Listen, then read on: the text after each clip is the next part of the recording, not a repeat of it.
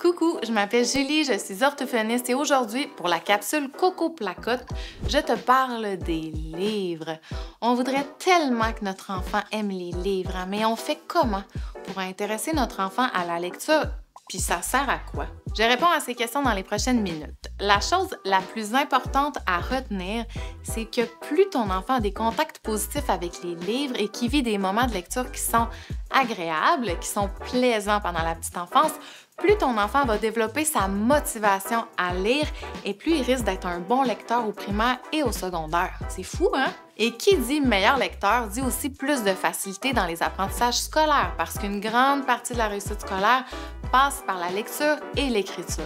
Donc, si l'enfant aime les livres, ça augmente aussi les chances qu'il soit plus engagé envers l'école, qu'il développe un meilleur sentiment de compétence et ça diminue les chances de décrochage scolaire. C'est super gros comme données. Puis on se souvient que le critère, c'est des expositions positives et fréquentes de l'enfant avec les livres. Alors, je te donne quelques stratégies pour encourager ton enfant à aimer les livres. Numéro 1, il faut que ça soit agréable et amusant. Le plaisir, c'est la nourriture du cerveau pour apprendre. Numéro 2, on suit les intérêts de notre enfant. Par exemple, même si on a bien envie de lire l'histoire, ça se peut que notre enfant veuille juste tourner les pages. Alors, on peut parler de ce qu'il fait à ce moment-là.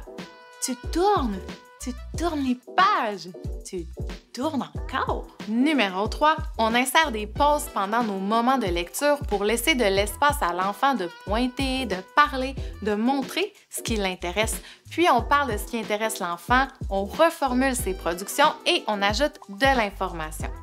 Numéro 4, on sort de l'histoire si notre enfant a envie de sortir de l'histoire. On parle de ce qu'on voit, on essaie de prédire ce qui va arriver au personnage, on essaie de comprendre les émotions des personnages en fonction de leur expression faciale, on essaie de comprendre la cause des émotions. Bref, on se raconte un peu notre propre petite histoire. Numéro 5, on parle du code écrit.